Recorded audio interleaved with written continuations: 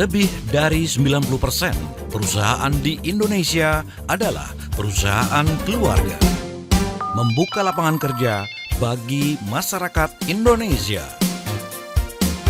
Untuk mendukung perkembangan perusahaan keluarga di Indonesia, segera kami hadirkan Smart Family Business bersama Patricia Susanto, CEO The Jakarta Consulting, menginspirasi dan menghidupi nilai-nilai kebaikan dalam masyarakat. Listeners, mendengar ini sebuah kata yang cukup sulit ya, baik dalam bisnis ataupun mungkin dalam kehidupan pribadi, karena walaupun kita punya dua telinga, rasanya cukup sulit untuk kita bisa mendengarkan orang gitu ya, menahan mungkin mulut untuk berbicara dengan mendengarkan banyak sisi yang mungkin bisa menjadi development lah untuk kita ataupun bisnis kita. Bagaimana caranya dan bagaimana pentingnya mendengar dalam sebuah family business, kita akan bahas tuntas selama 1 jam ke depan dalam perbincangan seru bersama dengan saya Audrey Juara dan juga Mbak Patricia Susanto, CEO di Jakarta Consulting Group. Halo sore Mbak Patris. Selamat sore Mbak Audrey, selamat sore Smart Listeners. Apa kabar semuanya? Sehat, Mbak Patris juga dalam kondisi yang sehat ya? Iya, sehat terus Mbak, harus sehat, itu yang paling penting saat ini. Yes, apalagi udah masuk akhir tahun, mungkin banyak raker gitu ya. Iya, betul. Lagi kejar target semuanya. Ya, target semoga bisa tuntas sebelum akhir tahun gitu ya, supaya bisa tenang merayakan tahun baru seperti itu. Oke, hari ini kita membahas sebuah topik yang menarik gitu, importance of listening. Karena kita tahu ya, Mbak Patris, kunci mungkin keberhasilan bisnis juga salah satunya mendengar, baik mendengar masukan-masukan, keluhan, kritik, saran dari tim, atau bahkan mungkin mendengar juga sebenarnya kebutuhan market itu seperti apa gitu. Nah, mungkin kita bahas dulu ya, sebenarnya kalau dari family business, budaya mendengar ini tuh sejauh apa Mbak? Dan gimana sebenarnya gambarannya? Silakan Mbak Patris. Pertanyaannya langsung, budaya mendengar di family business seperti apa? Perlu digalangkan gitu kan. Jadi karena kalau kita melihat tuh di family business tuh kebanyakan memang kemampuan mendengar kebutuhan customer dulu ya Mbak ya, nanti di segmen berikutnya baru internal ya Mbak. Karena kalau kita bilang budaya mendengar kebutuhan customer excellent gitu kan. Jadinya tahu maunya kemana customersnya, spend time with the customer, tahu cara membaca keperluan customer, dan juga tahu bagaimana harus memfulfill kebutuhan customers yang belum, mungkin kadang-kadang customernya juga nggak tahu mereka butuh, gitu kan. Jadinya forecast kepekaan terhadap customer itu atau kejagoan market itu luar biasa. Dan keluarga yang di eksternalnya. Tapi kalau kita bicara internal is a different thing gitu kan.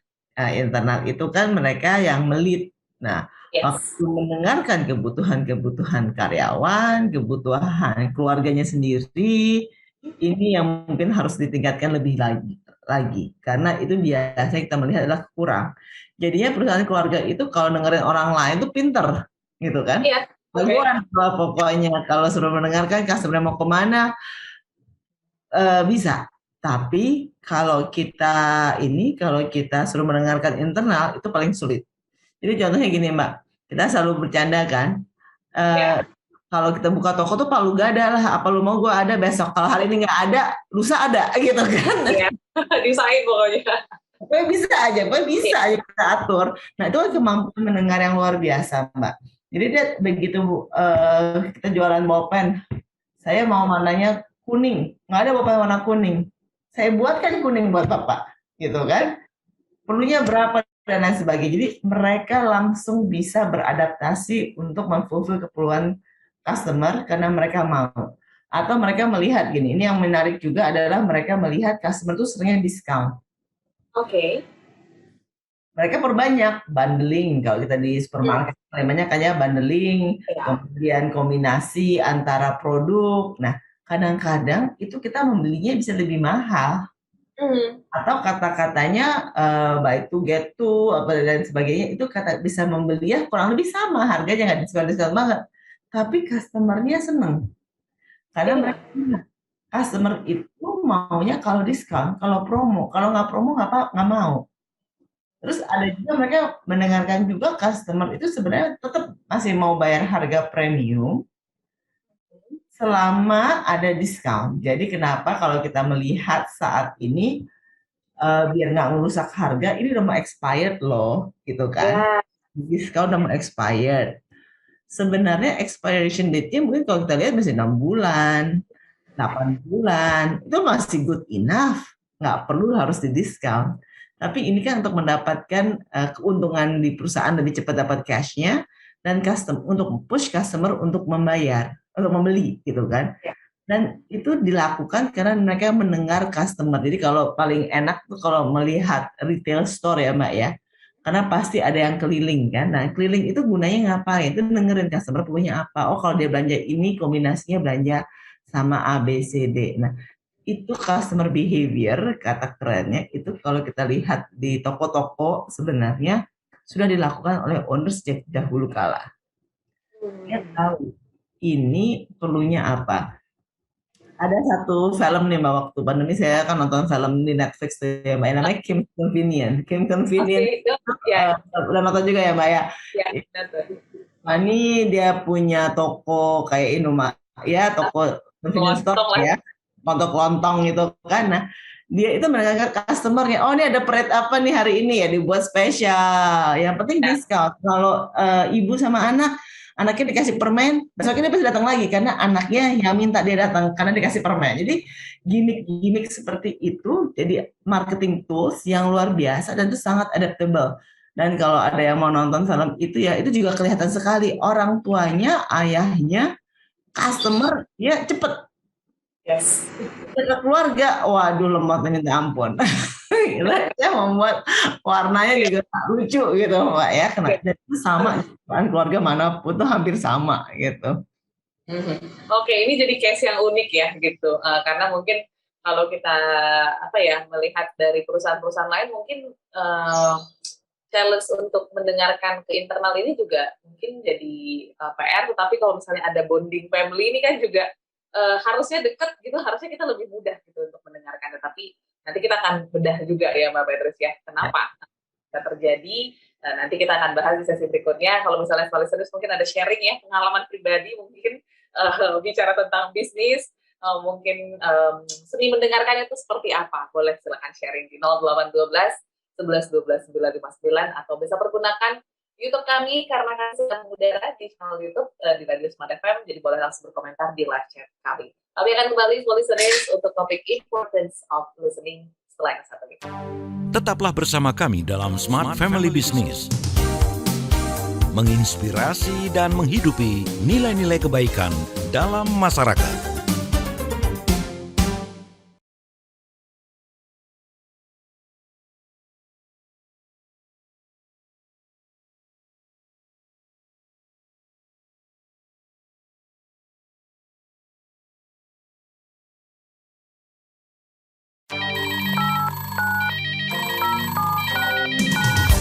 Kembali Anda ikuti Smart Family Business, menginspirasi dan menghidupi nilai-nilai kebaikan dalam masyarakat.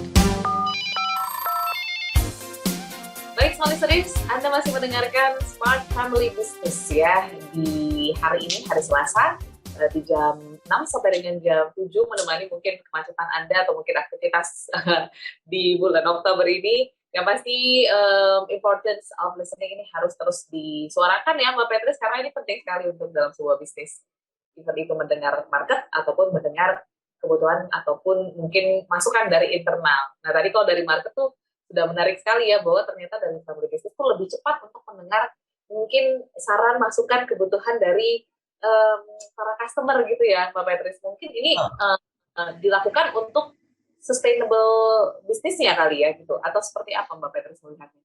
Memang nalurinya mungkin ya. Naluri sustainable bisnisnya tadi itu benar Mbak. Jadinya sesuatu yang bersentuhan dengan bisnis yang bisa memberikan masukan secara cepat gitu ya Mbak ya. Ya. Langsung udah cepat tuh mereka pada bergeraknya seperti itu Mbak.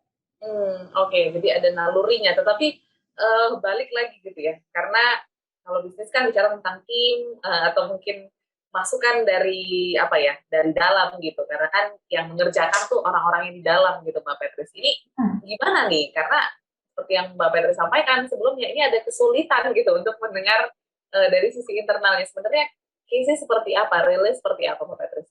Kalau internal itu biasanya kesulitannya gini, ada information gap. Information gap itu adalah transisi yang di atas sudah mendengarkan customernya, yang di bawah belum paham maunya kemana. Jadi ada bukan miskom ya, information gap ya, memang satu section yang hilang.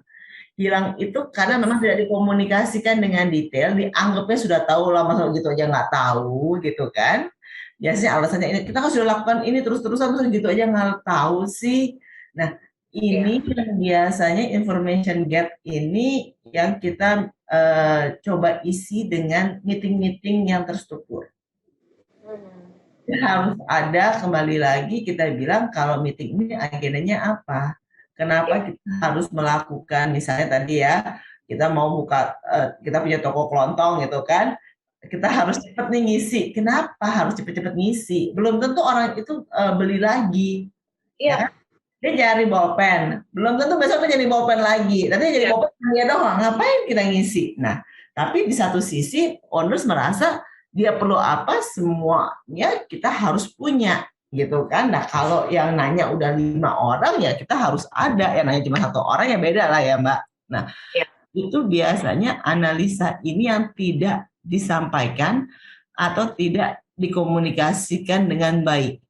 Jadi seakan-akan ownernya lompat-lompat ya, dia kalau keluhan para profesional tuh pinginan mau apa aja dia mau gitu loh, ikut-ikutan, tapi sebenarnya pasti ada analisanya. Nah, di sini yang kita harus paham, analisanya ini disampaikan tidak ke bawahannya, ke internal timnya, sehingga mereka tahu kalau disampaikan biasanya nggak ada masalah. Tadi itu kan itu information gap dari atas ke bawah ya Mbak ya. Kadang-kadang yang paling banyak adalah dari bawah ke atasnya nih yang didengerin. Disuruh, ya tapi kok bonus saya segini sih Pak, gitu kan. Nah, ini atau cara kerjaan kita kok seperti ini sih Pak, bisa nggak sih kita berubah gitu kan. Itu memang tidak tertangkap karena porsinya sudah digunakan untuk eksternal. Jadi habis porsinya gitu loh Mbak. Kalau kita berbicara juga ada porsinya Mbak ya kan, sehari berapa 1.000 kata ya kalau nggak salah ya maksimal ya. Baru itu capek banget rasanya gitu kan, kurang lebih saya lupa angka pastinya. Listening skills juga sama. Nah, itu mereka alokasinya mungkin lah 90% ke customer, ke eksternal. Jadi dia peka sekali dengan orang luar, tapi tidak peka kepada orang dalam. Karena mereka menganggap enteng orang dalam, bukan menganggap enteng. Menganggap orang sendiri, ya harusnya ngerti. Gitu kan. Harusnya ngerti, ternyata tidak ngerti. Karena memang tidak ada waktu atau tidak ada effort untuk mendengarkan. Sama seperti kayak kita mendengarkan orang tua kita. Orang tua kita ngomong sampai berbusa-busa gitu kan ya, tapi nggak berhasil. Orang lain ngomong hal yang sama gitu ya, langsung nurut gitu kan, bingung kan? Dengerin, orang lain beda. Karena caranya kita berkomunikasi juga berbeda, jarang-jarang. Perspektifnya dianggap berbeda. Nah, ini yang kadang-kadang dari atas maupun dari bawah nggak mau mendengarkan. Jadi bawahannya berkeluh kesah, atasnya mengatakannya itu mah kayak dari dulu juga berkeluh kesah terus seperti itu. Saya kasih solusi apapun akhirnya juga sama, tetap aja departemen dengan departemen saling berantem, itu paling sering saya dengar. Soalnya keluhan itu. Udah kita outbound lah, training lah, apalah, tetap aja nanti 3 bulan berantem lagi gitu. Marketing, finance, produksi berantem terus gitu kan. Itu sebenarnya nggak apa-apa, bukannya nggak apa-apa, itu sebenarnya umum gitu kan. Begitu orang lain yang ngomong nanti mereka bisa mendapatkan insight. Nah, sama orang dari atas ke atas, dari bawah ke atas juga seperti itu, berkeluh kesah juga kan. Lah si bapak ini saya tahu bapak maunya apa, tapi nah nggak akan ketemu karena memang effortnya difokuskan untuk keluar dan bukan ke dalam. Ini tantangan sendiri sih Mbak, karena kita harus punya waktu di mana kita mendengarkan yang di dalam, tetapi tidak boleh tersinggung. Gini, jadinya kadang-kadang karena kita sudah punya negative mindset, orang ngomong Yes. apa, kita mengandaikannya berbeda. Ah, itu kan motifnya. Dia punya motif lain tuh cuma ngomongnya aja begitu. Tapi sebenarnya A B C D E gitu kan. Yes, yes. Keluhan tertentu lagi. Nah, ini yang kita biasanya masukkan ke dalam strategic planning, meeting. Itu kita lihat sebenarnya perlunya apa sih, maunya apa sih, ditantangin. Kita nggak usah ngomong mengandai-andai, langsung aja A B C D, bisa nggak nih gitu. Kalau bisa komit, ayo kita jalan. Kalau nggak bisa ya udah selesai gitu kan. Nah, itu kadang-kadang yang memang kita harus ada keberanian untuk ngomong dua arah. Yang bawah juga harus bicara, yang akan bicara, yang akan juga harus mau mendengarkan dan vice versa. Ini yang kadang-kadang nggak bisa ini, nggak bisa apa tuh namanya, nggak bisa ketemu gitu Mbak. Oke, tapi sebenarnya kalau di family business sendiri penting nggak sih Mbak sebuah apa ya subjek itu sendiri yang diperhatikan gitu? Mungkin si A yang ngomong baru kita bisa dengar gitu, atau si B yang ngomong baru kita bisa dengar. Ini cukup apa ya? Cukup kuat nggak sih isu ini dalam family business atau seperti apa, Mbak Petri? Sangat kuat ya Mbak. Jadi kan itu power of influence kalau gitu kan. Si Ya, A itu siapa sih si foundernya, dia ngomong ya pasti diikutin gitu ya. kan. Si B ini siapa? Oh dia manajernya, ya pasti ya tunggu dulu si A-nya setuju nggak? Ternyata sama si B sama nih pendapatnya. Oh berarti si B memang sudah sepaham dengan owner. Berikutnya dia ngomong tanpa si A, sang founder diikutin juga karena sudah mendapatkan power. Itu kan power of influence ya. Sejauh mana kita berikan power kepada orang lain. Saya sama Mbak Audrey deh, saya bilang, oh ya apa-apa, saya sama Mbak Audrey sama aja kok. Kalau meeting nggak perlu ke saya, bisa ke Mbak Audrey aja. Hasilnya juga sama. Nego harga hasilnya juga sama gitu kan. Nah berarti kan saya kasih power of influence saya ke Mbak Audrey. Jadi itu akan memberikan Mbak Audrey kedudukan yang berbeda. Nah, biar formal maupun informal ya Mbak ya. Kadang-kadang formal informal ini lebih sakti dibandingin yang formal gitu kan. Jadinya itu adalah power of influence sehingga secara tidak langsung kita mengatakan kepada orang, ini loh yang saya percaya, orang ini loh yang saya percaya, dan itu di family business sangat penting dan sangat banyak. Kita bilang adalah orang dalamnya siapa sih nih, ring satunya nih. Nah, ring satu ownernya siapa aja. Kalau ini ring satu owner, biasanya whatever they say itu akan diikutin dan owner pun juga akan mengikuti gitu loh. Jadi, yang menarik adalah di situ, di mana kita bisa memberikan power of influence kita ke orang lain asal kita lakukan secara konsisten. Jangan kalau sekali, dua kali, tiga kali, kelima kali kita bilang salah nggak boleh begitu, ya udah bubar, hilang langsung power of influence-nya. Dan kita harus rebuild-nya itu lebih sulit dibandingin yang sebelumnya. Jadi orangnya yang kita bilang saya udah percaya sama orang ini, tapi kalau kita pernah menyalahkan orang tersebut di satu hal, itu dia akan mendapatkan kepercayaannya lagi akan sulit untuk orang lainnya ya, bukan dengan ownernya ya. Misalnya ownernya bilang ini ya saya percaya sama Mbak Audrey, udah nih percaya terus, pada satu titik saya mengatakan salah kepada karyawan yang lain juga. Saya sendiri sebenarnya mesti percaya secara personal, tetapi teman-teman yang lain menanyakan bener nggak nih, gitu nih sebenarnya nih. Nah itu yang jadi biasanya jadi slack dan lain sebagainya. Karena memang kalau di family business power of listening, power of influence itu luar biasa diperlukannya.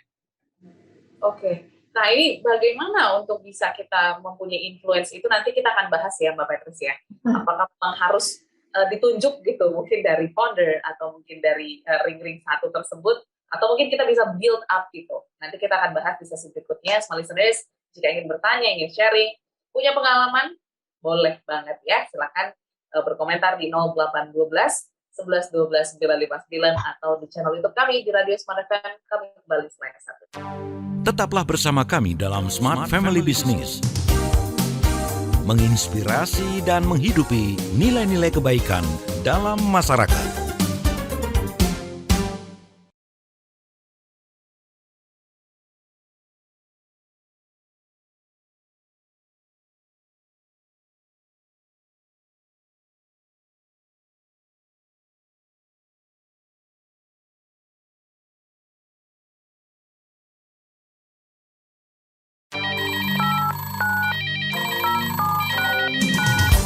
Kembali Anda ikuti Smart Family Business, menginspirasi dan menghidupi nilai-nilai kebaikan dalam masyarakat. Terima kasih Smart Listeners, Anda masih bersama kami dalam Smart Family Business. Saya Audrey Joanna masih memandu bersama dengan Mbak Patricia Susanto, CEO di Jakarta Consulting Group ya. Ini importance of listening menjadi isu yang cukup menarik gitu ya. Terlebih mungkin dari sisi internal ini perlu juga kita ingatkan terus ya, kita harus tingkatkan awareness-nya gitu Mbak Patricia untuk bisa lebih mendengarkan gitu dalam family business, sehingga bisnisnya juga bisa berjalan dengan baik. Tadi menarik disampaikan Mbak Patricia sebelumnya ada power of influence gitu ya, supaya mungkin kata-kata kita itu bisa didengarkan oleh tim lain atau mungkin teman-teman yang di bawah gitu. Tapi untuk kita bisa mendapat influence ini, apakah memang harus mendapatkan apa ya, kayak penyerahan gitu ya, atau mungkin kamu harus dengerin ini dari orang-orang yang ada di atas, atau mungkin kita bisa build up itu Mbak Patrice dengan kepercayaan atau mungkin dengan apalah mungkin seperti apa teknisnya, mungkin Mbak Patrice boleh sampaikan, silakan. Kalau kita bicarakan kita harus build kepercayaan, itu pasti, itu otomatis ya Mbak ya jadinya. Tapi apakah kita akan ditunjuk secara formal, itu biasanya enggak. Oke. Jadi gini Mbak, kadang-kadang owner itu kan bilangnya nanti dikoordinasikan ya Mbak Audrey gitu kan. Itu sudah secara tidak langsung itu memberikan influence yang luar biasa. Berarti yang ditunjuk adalah Mbak Audrey untuk memimpin gitu kan. Jadi dengan kata-kata nanti dikoordinasikan ya, kemudian nanti kalau semua sudah selesai, aktivitasnya dikumpulkan. Ini kayak yang ngumpulin doang nih, koordinator gitu kan Mbak. Apa nanti tolong dikondisikan. Nah, kata-kata seperti itu udah power of influence. Nah, itu bisa diberikan pada satu pihak gitu kan, pada satu event atau secara terus-terusan. Nah, itu biasanya kan orang akan coba, project ini pertama Mbak Audrey, yang kedua orang lain lagi, yang ketiga siapa.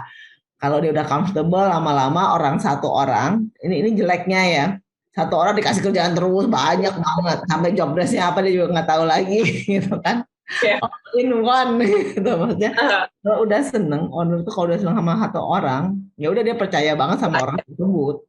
Nah, udah semua pekerjaan dia minta ada orang tersebut untuk terlibat. Itu sih biasanya kelihatan. Tapi power of influence itu tidak diberikan secara langsung.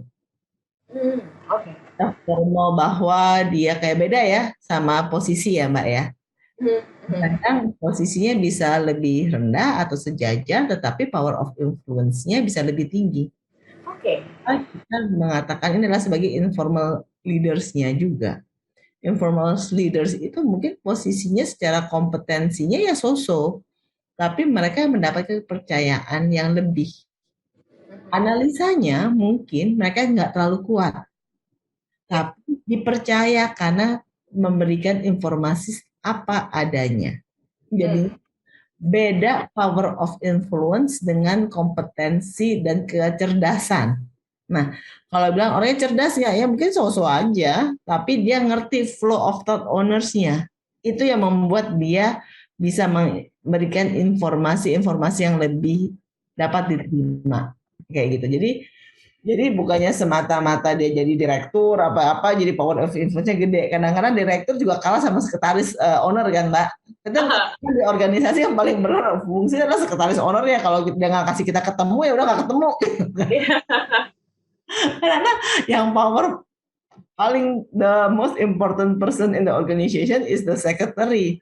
Kadang-kadang si ownernya mau ketemu orang, dia bilang, tadi saya bilang, Bapak nggak bisa Pak, penuh jadwalnya, nggak bisa nanti dulu Pak. Bapak ownernya gitu kan. Nah, jadinya posisi tidak menentukan who's influencing who, gitu kan. Jadinya ini menarik karena kita berdasarkan dengan kepercayaan, berdasarkan dengan kenyamanan.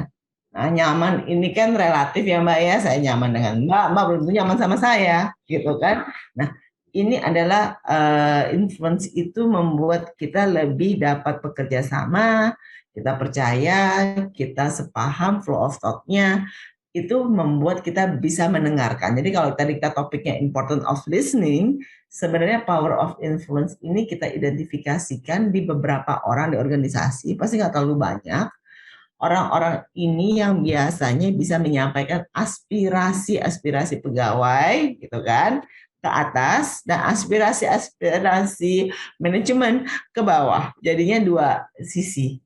Nah, dia tidak terlalu memihak, tidak terlalu memihak, tidak terlalu condong ke atas atau ke bawah, tapi dia ada netral. Nah, ini menjadi penting karena kalau tidak ya dia akan kehilangan. Misalnya dia dikasih power of influence oleh atasannya, Mbak Audrey koordinasikan. Tapi bawahannya nggak ada yang terima ya percuma. Siapa kamu? Kamu ngapain? Gitu kan? Digalin juga bisa terjadi gagal. Nah, jadi tadi kalau ditanyakan harus dititi dari bawah kah? Yes, harus dua-duanya. Jadi selalu netral. Biasanya orang-orang ini orang-orang netral yang tidak memihak, yang cukup cerdas membawakan dirinya ya Mbak ya. Kita nggak bicara intelligence, tapi dia bisa melihat segala sesuatu dengan dari different perspektif. Gitu. Sekolahnya tinggi enggak? Apakah dia harus posisi tinggi juga enggak? Tapi dia bisa membawakan diri dari melihat dari beberapa macam sudut pandang. Itu menjadi sangat penting dari power of influence dan juga listening skills-nya sangat tinggi. Oke, ini juga ada case yang menarik nih Mbak Petris dari Mbak Mega di Jakarta Barat ya. Sore Mbak Petris, saya punya pengalaman gitu ya, bekerja di family business. Pernah ada momen di mana ada dua leader gitu ya, yang punya keputusan yang berbeda gitu ya. Jadi kita yang bawah tuh bingung gitu untuk mendengarkan yang mana. Ini sebenarnya boleh nggak sih kita untuk mempertanyakan lagi mungkin ke lapisan atasnya lagi gitu ya. Sebenarnya mana yang harus kita lakukan, karena kalau dua cabang ini kan kita jadi confused gitu ya, bingung mau ikutin yang mana nih, Pak Petrus, silakan. Oke, boleh banget. Jadi jawabannya itu, dan itu sering sekali kita bilang ada dua matahari di perusahaan gitu kan. Capek ya kalau dua matahari ya Mbak, kan panas banget, satu itu panas. Gitu.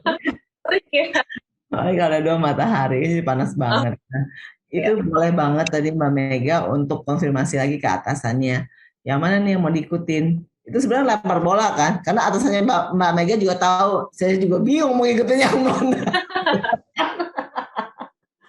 Pasti dia pun juga ngelempar bola lagi ke atas dan ke atasannya lagi gitu kan, sebenarnya daripada disalahin gitu kan. Nah, ini sebenarnya bukan dari bawahannya yang akan harus menyampaikan, Bapak-bapak coba ya make a decision satu aja biar kita nggak bingung. Sebenarnya kalau ada dua matahari kemungkinan besar diadu domba oleh pegawai juga sangat-sangat tinggi dan itu sangat merugikan. Nah, ini kan jadi ladang gosip sebenarnya ya Mbak ya. Ladang kita mendapatkan informasi-informasi, dapat cerita-cerita yang nggak sesuai dengan kebutuhan organisasi, itu jadi benar dan consuming banget lah. Nah, kalau ada kondisi seperti itu ya memang harusnya organisasinya atau ownersnya sudah tahu, sudah paham juga baru harus dibenarkan. Dan ini kita sering sekali melihat, kita selalu mengatakan ini buang waktu kalau kelamaan. Kita harus bisa decide untuk topik A, ya sudah Bapak siapa yang menentukan. Yang B ya siapa yang menentukan, kakaknya apa adiknya, jangan dua orang menentukan. Kalau ada yang bentrok siapa yang menentukan nih. Nah, itu harus ada kesepakatan dan itu disosialisasikan. Kalau ada topik berikutnya lagi yang mau disengaja atau tidak sengaja ditanyakan kepada orang yang salah gitu kan, ya disiplinnya harus ada di orang tersebut. ini sebenarnya bukan di level bawahnya, tapi di level atasnya. Kalau kasus seperti Mbak Mega tadi itu ya Mbak ya. Nah, itu bagaimana mereka mau disiplin. Kalau tidak, ya nggak akan kemana-mana. Ya, jadi jangan sampai apa ya, tim yang di bawah tuh jadi bingung gitu, sehingga leader juga harus lebih peka gitu ya Mbak Petris ya, melihat Betul. ada banyak matahari gitu. Gimana itu? Iya, jangan sampai nanti tim-timnya kepanasan gitu ya, bahkan bisa pingsan gitu, bahaya ya. Oke, nanti kita akan bahas nih Mbak Petris, karena apa ya, budaya untuk mendengarkan ini kan harus dibangun, di-build up gitu ya, dan butuh proses yang panjang. Mungkin bisa menjadi sebuah culture gitu dalam sebuah bisnis family gitu. Nanti kita akan bahas sebenarnya gimana caranya untuk bisa membuat itu sebuah culture. Nanti kita akan bahas ya Mbak Petris. Atau mungkin nggak mungkin nih jadi sebuah culture. Nanti kita akan tuntaskan di sesi terakhir. Pastikan juga semua listeners masih bergabung dalam Smart Family Business. Masih boleh ya berkomentar ataupun bertanya. Silakan pergunakan line WhatsApp kami di 0812 11 12 959 atau di channel YouTube kami. Karena kami sedang mengudara. So, selamat sore untuk Anda yang sedang menyaksikan. Langsung berkomentar di live chat kami. Kami akan kembali selain satu ini, tetaplah dalam Smart Family Business. Tetaplah bersama kami dalam Smart Family Business.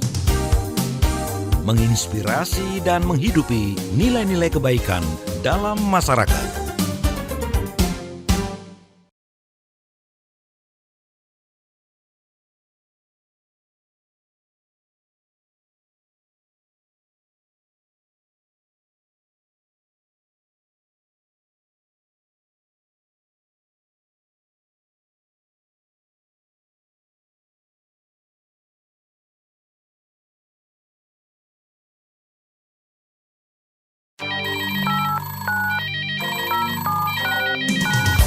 Kembali Anda ikuti Smart Family Business, menginspirasi dan menghidupi nilai-nilai kebaikan dalam masyarakat.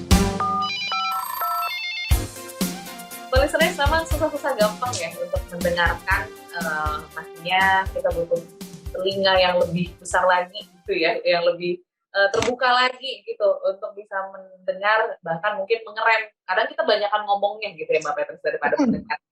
Nah ini juga yang mungkin menjadi sebuah challenge dalam family business, dan harapannya itu bisa menjadi budaya gitu, karena kalau misalnya jadi culture, jadi budaya, ini akan sangat baik gitu untuk organisasinya. So mungkin Mbak Petris, penting nggak sih untuk bisa membangun sebuah culture mendengarkan dalam sebuah family business, dan mungkin ada tips or triknya atau gimana Mbak Petris, silakan. Oke. Kita selalu mengatakan ini sih Mbak, kalau budaya itu selalu bisa dibangun. Jadinya kita bisa membangun budaya mendengarkan gitu kan. Kepekaan ini kan. Tinggal mau apa enggak. Jadi kalau bisa dibangun bisa gitu kan jawabannya Mbak. Kemudian kita bilang kadang-kadang bagaimana nih caranya kalau budaya mendengarkan gitu kan. Apakah kalau satu orang ngomong terus semuanya diem gitu kan. Nggak necessary juga kalau semuanya dia berarti bisa juga pada daydreaming gitu ya lain gitu. Sih gitu ya. Nah tapi kita biasanya adalah yang diutarakan juga harus jelas. Waktu kita berbicara harus jelas. Kalau kita mendengar, kita harus melakukan active listening, kita sebutnya kan. Active listening itu kita harus bisa ada critical thinking-nya. Kita mencerna dulu maunya apa, kemudian kita bisa merangkum itu lagi, dan kemudian kita bisa memastikan itu sesuai, dan kalau perlu menambahkan. Itu adalah sebenarnya yang diharapkan, active listening. Active listening ini dipraktekannya gimana pada waktu kita meeting. Jadi nggak berebut ngomongnya, tapi nggak hanya satu arah. Jadi kalau Mbak Alti katakan, bisa nggak tadi kita budaya? Jadi saya harusnya mendengarkannya bagaimana kita bisa membuat itu menjadi budaya. Apakah dengan yang kita punya saat ini kita bisa improve? Jadi kita berdiskusi kan Mbak. Kalau begitu jadi kita berdiskusi Mbak. Kalau enggak kan cuma one way. Nah, active listening itu ada orang yang memberikan masukan, kita mendengarkan, kita menimpali lagi dengan lebih matang setelah kita melakukan critical thinking, atau kita menanyakan atau kita melakukan klarifikasi. Nah, kalau itu dilakukan, baru itu menjadi budaya. Jadi kadang-kadang gini Mbak, salah satu tips yang paling gampang adalah kalau ownernya ngomong atau meminta diskusi meeting brainstorming, satu orang itu harus membawa 2 atau 3 pertanyaan. Oke. Gitu. Jadinya it's very simple. Jadinya kalau kita product innovation yang paling gampang ya kalau kita bahas, atau marketing yang paling gampang semua orang touch. Meetingnya marketing, agendanya marketing, kita mau meningkatkan loyalitas pelanggan gitu kan. Akan ada paparan. Oke. Setiap orang harus punya pertanyaan yang berbeda. Kalau pertanyaannya sama, misalnya ada 10 orang, sudah cukup gitu kan. Orang ketiga tuh udah keempat tuh udah sama, udah dirangkum sama si bapak tadi yang sangat pintar gitu lah. Bumbunya pasti kayak gitu. Tapi sebenarnya dia udah nggak tahu mau ngomong apa lagi. Dan itu sebenarnya tidak mendengarkan. Setiap kali kita mendengarkan, kita memberikan masukan. Karena setiap orang yang diundang itu adalah orang yang berkepentingan di dalam meeting tersebut. Jadi setiap orang yang dalam meeting tersebut harus punya pertanyaan.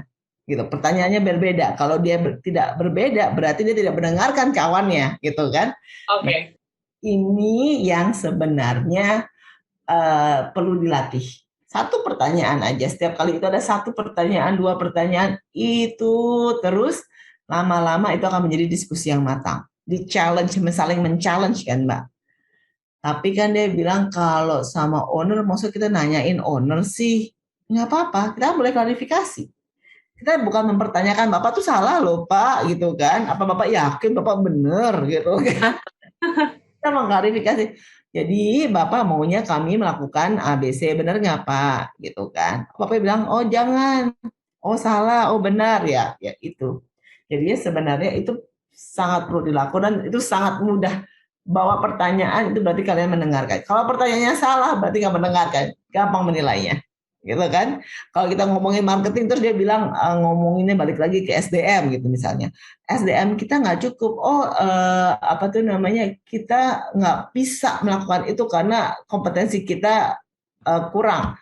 Itu terus menjadi pertanyaan andalan gitu kan Mbak, kadang-kadang ya ada nih pertanyaan andalan sama terus ya, berarti untuk tidak mendengarkan, dia cuma melakukan tugasnya dengan baik. Suruh nanya ya saya tanya, tapi apakah pertanyaan relevan? Tidak. Nah, tidak mendengarkan juga. Nah jadi sebenarnya gampang kalau kita mau mengecek apakah teman-teman kita melakukan active listening ataukah kita melakukan active listening, orang lain ngomong kita bisa menimpali, kita bisa menambahkan dengan pertanyaan atau masukan yang lebih baik. Itu adalah active listening dan itu akan menjadi budaya di perusahaan. Kalau meeting kita bisa alokasikan 2 jam, topiknya apa saja harus jelas, jadi semua orang datang prepare. Nah itu akan membantu sekali organisasi terus berkomunikasi. Oke, jadi mendengar tidak hanya sekedar mendengar yang diem gitu ya, harus ada interaksinya gitu ya Mbak Patrice ya. Betul. Yang baik seperti itu. Ini ada pertanyaan lagi nih Mbak Patrice dari Pak Rama di Bogor. Sore Mbak Patrice, memang kalau misalnya kita lihat gitu ya dalam family business ini pasti sering banget gitu mendengar market gitu ya. Nah ini kan nggak mungkin semua masukan saran dari market tuh kita iyain gitu. Ini gimana untuk mengkoordinasikannya lagi nih ke tim gitu ya supaya yang real-realnya itu ataupun yang mungkin possible ya, ini yang direalisasikan, jangan sampai seperti yang mungkin Mbak Patrice sampaikan tadi ya, mungkin dia baru ngomong sekali tapi nggak tahu mungkin besok dia akan membeli produk itu atau tidak. Ini gimana Mbak Patrice supaya pasti timnya juga nggak bisa di-repeat lagi Mbak Audrey? Oke, putus-putus ya? Ya. Oke. Dari Pak Rama nih Mbak Patrice yang bertanya gimana caranya supaya kita juga bisa memilah ya masukan dari customer, karena kan kadang terlalu banyak juga nggak baik gitu ya, dan mungkin kalau kita realisasikan semuanya belum tentu juga semuanya bisa jalan. Ini gimana untuk berkoordinasi juga ke tim internal? Silahkan Mbak Patrice. Oke, kalau customer kan biasanya kita melihat patternnya ya Mbak ya. Kalau dia nanya cuma sekali, cuma ada 1 customer yang nanya, ya jangan gitu kan. Tapi kalau ada beberapa customer yang menanyakan dan kita melihat itu menguntungkan, ya why not gitu kan. Selalu ada hitung-hitungannya. Tinggal berapa cepat kita berhitung-hitungan gitu kan Mbak. Kalau family business biasanya cepat gitu, karena datanya udah di kepala semuanya, nggak perlu buka data lagi. Jadinya sebenarnya yang nanya 1 minggu ada 10 orang gitu kan. ya berarti isi kebutuhannya ada. Oke, berarti kita 10 orang dari 100 orang gitu, 10% pengunjung menanyakan gitu kan, berarti kan diperlukan. Nah, berarti ya kita harus menyediakan produk tersebut. Itu yang kita lihat juga, atau kalau kita melihat ternyata ada barang-barang yang nggak pernah ditanya, ya berarti that one is have to be taken out. Nah, jadi kalau Oke. tidak Pak Ramah, tadi kan kita ilustrasinya toko kelontong tadi itu ya Mbak ya. Kalau Yes. ditambah terus nggak pernah dikurangin juga penuh gitu kan toko. Bingung nyari orangnya ya. Nyari raknya di mana nih, bingung. Iya. Nah, yang discontinue juga harus ada. Berarti kan ada yang nggak laku atau ada yang lebih bagus, jadi dia harus ganti. Ya itu ya harus dikeluarkan juga. Itu kan ketahuan juga ya. Kenapa orang itu nggak mau beli produk ini? Oh, karena kurang bagus, mahal, lebih bagus yang di toko sebelah. Bisa nggak barang yang di toko sebelah kita bawa ke sini? Itu kan selalu menjadi pertimbangannya. Itu sih Mbak Audrey. Jadinya kita lihat juga dari frekuensinya dan juga apakah itu memberikan keuntungan. Kalau banyak yang nanya tetapi tidak memberikan keuntungan kepada perusahaan, ngapain juga? Kadang-kadang ada yang bilang nggak apa-apa, dia nggak memberikan keuntungan kepada kita, tapi dia masuk ke toko kita, dia beli yang lain. Itu jadi juga kan, kenapa jadi kalau beli air tuh murah gitu kan Mbak, orang perlu air, beli air satu, keluarnya bawa barang 10 gitu kan, ya udah airnya kita buat yang murah gitu. Benar. Karena nanti pinggirannya dia kan banyak. Nah, itu kan memberikan keuntungan. Tapi kalau cuma dia beli air satu dan air itu rugi dan dia nggak beli yang lain, tipikal customer-nya ya jangan, ngapain. Itu kan logical thinkingnya yang pasti sudah dimiliki oleh smart listeners lah. Gitu. Oke, jadi lihat dari sisi frekuensi ya, Mbak Petris ya, dan juga pasti is it possible or not gitu ya, dan menguntungkan atau tidak, seperti itu. Oke, Mbak Petris, rasanya kita sudah harus mengakhiri perbincangan kita, tetapi conclusion-nya gitu ya, ini kan sebuah sebuah skill yang memang penting, nggak cuma mungkin dalam family business, tapi as a personal juga kita harus punya skill untuk mendengarkan gitu, tetapi terlebih dalam family business, apa yang mungkin poin-poin yang harus diingatkan kembali sehingga semua proses bisnisnya juga bisa berjalan dengan baik dengan skill mendengarkan. Silakan, Mbak Petris. Kalau saya bilang tadi itu Mbak, open communication, sekali lagi active listening, jadinya itu harus menjadi budaya juga ya, menjadi kebiasaan lah ya, bukannya budaya lagi. Kalau ada orang yang berbicara ya kita fully aware gitu kan, yang nggak main HP, nggak main hal-hal lainnya, nggak malang buana pemikirannya, dan prepare. Karena setiap kali kita datang kan kita tahu nih topiknya apa sebenarnya. Nah, kita prepare, that's active listening sebenarnya. Critical thinkingnya ada. Nah, itu yang dimasukkan. Jangan disimpan untuk nanti, kan bukan ide saya gitu tuh. Itu tuh karena saya nggak mau nambahin ide orang, kan ide saya, nanti yang dapat recognition orang lain gitu ya, dapat power of influence orang lain gitu kan Mbak.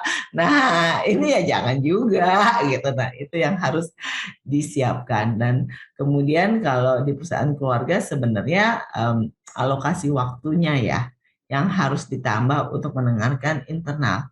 Karena kalau internal operasinya tidak kuat, nanti ke marketnya juga akan goyah. Ini harus balancing antara market dengan internal. Mungkin internal yang tadi cuma 10% bisa jadi 30%. Nggak harus 50-50 kok. Tapi 30% ditingkatkan waktunya untuk mendengarkan. Bagaimana cara mendengarkannya? Sama. Kalau tadi kita istilahnya toko kelontong yang keliling-keliling untuk mendengarkan kebutuhan pegawai, mendengarkan customer. Sekarang kita juga keliling-keliling kantor untuk mendengarkan kebutuhan dari pegawainya. Semakin sering kita tahu, in touch dengan apa yang diperlukan, gitu kan Mbak, dari masing-masing bagian, pasti akan ketahuan. Jadi nggak perlu formal, lebih baik informal, ya didengar aja dari jauh, dilihatin dari jauh, gitu kan. Kalau dekat-dekat ada owner yang datang, ya semua juga diem, gitu kan. Semuanya rajin kerja langsung, gitu. Langsung sibuk gitu ya, benar-benar sibuk. Dari jauh diperhatikan, diobservasi, have time to do that. Itu akan sangat membantu. Oke. Jadi ini jadi reminder untuk kita semua listener untuk lebih banyak mendengarkan. Makanya kita dikasih 2 telinga gitu ya Mbak Petris. 2 telinga 1 mulut yang ngomong mulut terus.